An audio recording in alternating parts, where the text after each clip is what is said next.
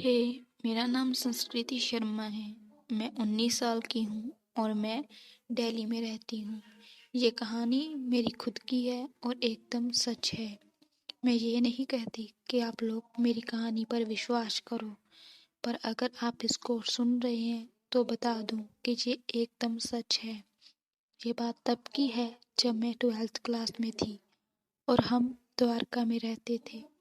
हम अपने न्यू घर में शिफ्ट हुए थे और वो घर सोसाइटी में था एंड बहुत ब्यूटीफुल था विद 3 बेडरूम्स, जिसमें मेरा बेडरूम ऊपर था स्टेयर्स चढ़ के। I was in love with my room and मेरे रूम का बाथरूम भी बहुत बड़ा था एंड ब्यूटीफुल था।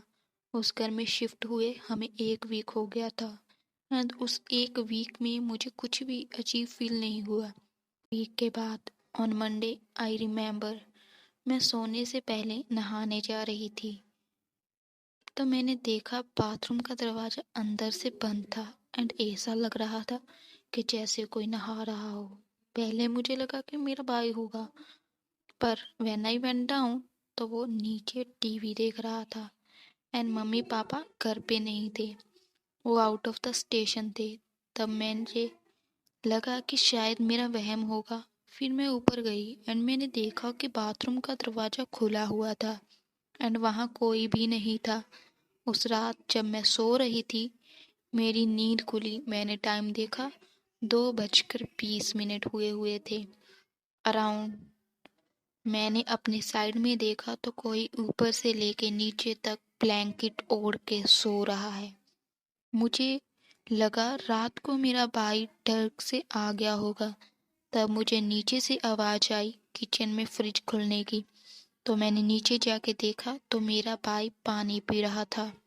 उसके बाद मैं बहुत डर गई, पर मैंने भाई को नहीं बताया क्योंकि वह बहुत छोटा था और वो डर जाता। उसके बाद मैं उसके साथ नीचे ही सो गई। जब नेक्स्ट डे मॉर्निंग में मम्मी पापा आए तो मैंने उनको ये सब बात बताई, तो उन्होंने बोला कि ये तुम्हारा वहम होगा। एंड मैंने ऊपर रूम में जाके देखा तो ऊपर कोई भी नहीं था एंड इवन बेडशीट बहुत साफ थी एंड मेरा ब्लैंकेट भी फोल्ड होकर बेड पर पड़ा था। मैं समझ गई थी कि कुछ तो गड़बड़ है। उसके बाद मेरी लाइफ की वो रात आई जब मुझे सच का पता चला।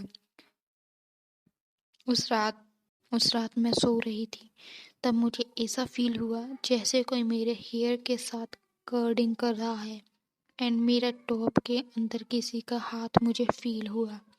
मैंने एकदम से आंखें खोली तो कोई नहीं था। मैं बहुत घबराई। उसके बाद मैंने पानी पिया एंड मैं दोबारा लेट गई एंड जैसे ही मैं लेटी मुझे ऐसा लगा कि किसी ने पीछे से मुझे हग कर लिया हो। मैंने पीछे देखा तो एक काला साया जिसकी सिर्फ लाल आंखें थी और कुछ नहीं दिख रहा था, वो काला साया मेरे ऊपर चढ़ गया और मेरे बहुत जोर से चिल्लाई, पर उसने मेरा मुंह बंद कर दिया था। जैसे ही वो मुझे किस करने लगा तब मैं रोने लगी तो वो चला गया। मैं भाग के नीचे गई और अपने पेरेंट्स को सब कुछ बताया। फिर मेरे घर वालों ने एक तांत्रिक बाबा को बुलाया तो उन्होंने बताया कि मेरे ऊपर एक जिन का साया है जिसके दिल मुझ पे आ गया है और वो मुझे बहुत प्यार करता है और वो मुझे कभी नहीं छोड़ेगा। अब आपको लग रहा होगा कि ये सब फिल्मी बातें हैं, मजाक है, लेकिन ये मेरे साथ हुआ है और मुझे पता है कि उस दिन मैं कितना घबरा गई थी। मैंने तांत्रिक को बताया कि मेरे रोने से वो चला गया, तो वो तांत्रिक ने बोला कि उसकी कमजोरी भी मैं ही हूँ और उसकी ताकत भी, और मुझे इतना प्यार करता है कि मेरी आंखों में आंसू तक नहीं देख सकता।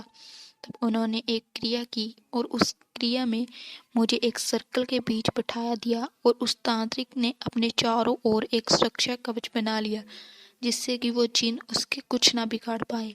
और फिर उन्होंने उस सर्कल के चारों तरफ आग लगा दी। उस तांत्रिक ने पहले ही बोला था कि जिन को सिर्फ तुम ही खुद से दूर कर सकती हो और कोई नहीं। जैसे ही मैंने सर्कल में आग लगाई बहुत तेज हवा आई और मुझे किसी ने गोदी में उठाया, उस सर्कल से निकल दिया।